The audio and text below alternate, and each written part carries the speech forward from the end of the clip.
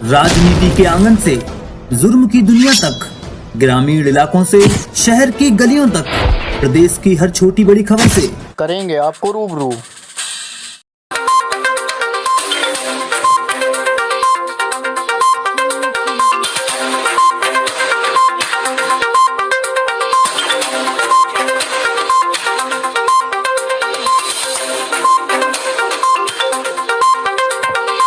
नमस्कार, आप देख रहे हैं राष्ट्र भारत समाचार। मैं हूं मौर्य। आपको बताते चले इस वक्त जो है हम खैराबाद, कस्बा खैराबाद के जोशी टोला में मौजूद हैं, जहां पर हमारे दिलीप भैया जी प्रत्याशी हैं और लगातार जनता की सहायता से, लगातार जनता की मदद से जो है 3 बार सभासद का पद भारी मतों से विजयी हुए हैं और अब की बार अध्यक्ष पद का चुनाव लड़ने जा रहे हैं। जो है जनता के बारे में क्या इनका विचार और जनता को क्या संदेश देना चाहते हैं हमारे चैनल के माध्यम से।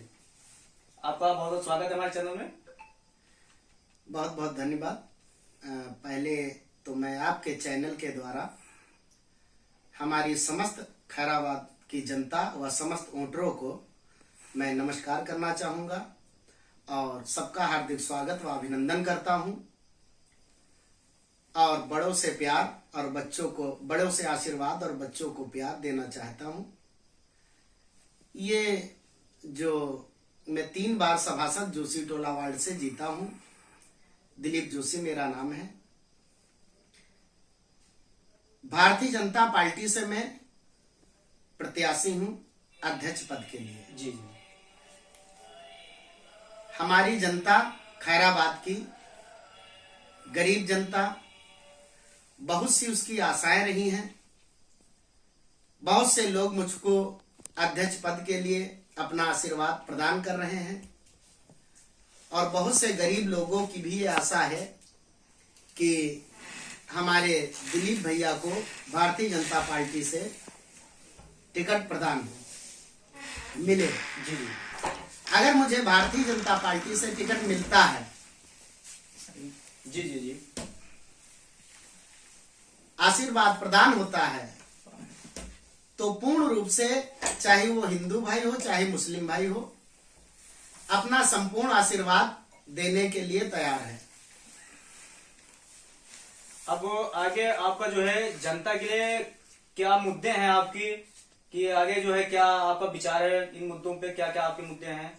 मुद्दों की बात तो यह है, देखा जाए तो खैराबाद में 60 वर्षों से, जी, संपूर्ण 60 वर्षों से जिस तरीके से विकास होना चाहिए था, जो गरीब की आशाएं थी, जी जी, जो खैराबाद की लोगों की आशाएं हैं एक विकास के प्रति, जी जी, जैसी उम्मीद थी वैसा भी कुछ हुआ नहीं है यहाँ।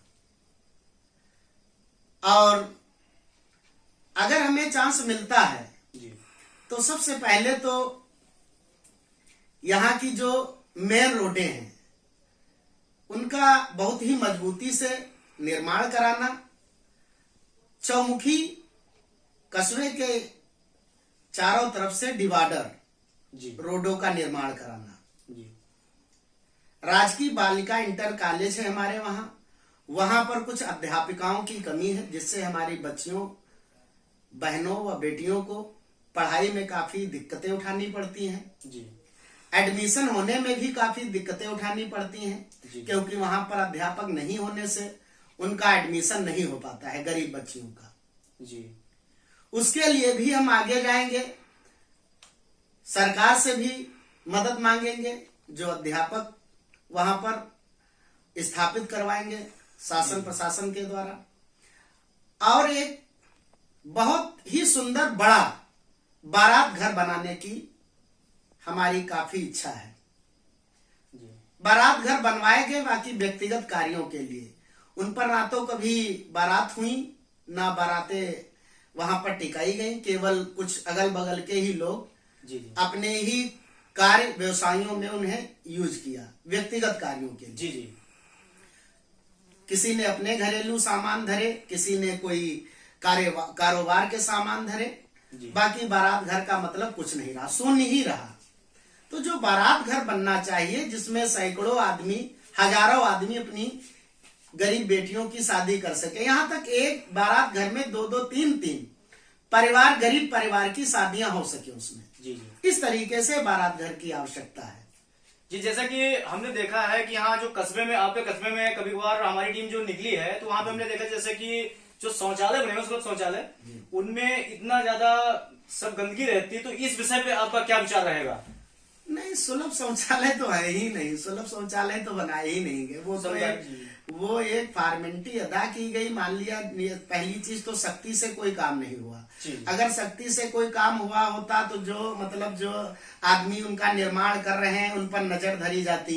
जी। ठीक है, मान लिया जैसा पाए सीट धर दिया, जैसा पाए प्लास्टर कर दिया, जो भी पाए उस तरीके से उन्होंने अपना काम चला करके अपना पल्ला झाड़ करके किनारे हो गए। जिम्मेदार लोगों ने उन पर नजर नहीं डाली। जी, ये बिल्कुल सच बात है। सार्वजनिक शौचालय एक जो है बीचों बीच कस्बे में होना चाहिए। जहां पर एक सार्वजनिक शौचालय हो वहां पर सरकारी कर्मचारी लगाए जाएं, सरकारी कर्मचारी वहां पर तैनात किए जाएं। नहीं, बाकी जैसे कि हमने देखा है इतने जैसे काफी हमने शौचालय ऐसे देखा जो सामुदायिक शौचालय बने हुए हैं उनमें ताला भी लगा हुआ है और इतनी गंदगी रहती है कि लोग जाने से पहले एक बार सोचते हैं। जी, वो मैटर ये है जब उसमें कोई है ही नहीं, शौच के लिए उसमें पानी नहीं है, जी, सीट पर बैठने के लिए वहां पर जगह नहीं, सीट टूटी हुई है, तो जाएंगे क्या उसमें? बात यह है वहां पर जब सार्वजनिक शौचालय बनते हैं, कोई शौचालय का निर्माण होता है तो वहां पर शौचालय के को साफ सुथरा रखने के लिए सरकारी कर्मचारी वहां पर स्थापित कराए जाते हैं। वो आज तक नहीं हुआ है। हमारा कस्बे का आदमी अगर बाजार निकल जाए, कोई बहन या माता है हमारा भाई, तो शौच के लिए उसको वापस घर आना पड़ता है।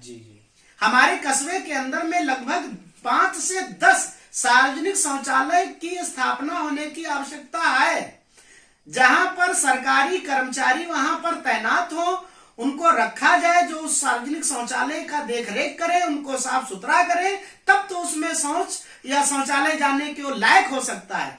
अन्यथा वो तो ऐसे ही केवल फॉर्मेलिटी अदा करने के लिए बनाए गए हैं शौचालय, उनमें कोई शौच नहीं जाता। उनको तो डेला फेंक फेंक कर छोटे छोटे बच्चे जो है उनको गंदा कर रहे हैं, और भी क्योंकि उनसे लोग चिढ़ रहे हैं। बिल्कुल सही बात। इतना गंदा पड़ा हुआ है शौचालय, तो नाम क्या है शौचालय। एक बात आपने बहुत अच्छी कहा जो कि आपने जनता के बीच में रखा, और जैसे कि आप शिक्षा के ऊपर जो आपने बात कही है, आपने बहुत अच्छा मुद्दा उठाया है, क्योंकि आज तक काफी प्रत्याशी रहे हैं और काफी लोग ऐसे ऐसे प्रत्याशी आए हैं जिन्होंने आज तक शिक्षा या स्वास्थ्य के उस पे जो है आज तक बहुत कम लोग मुद्दा उठाते हैं, लेकिन आपका ये मुद्दा हमको बहुत अच्छा लगा और हम चाहेंगे जनता आपकी पूर्ण रूप से मदद करेगी।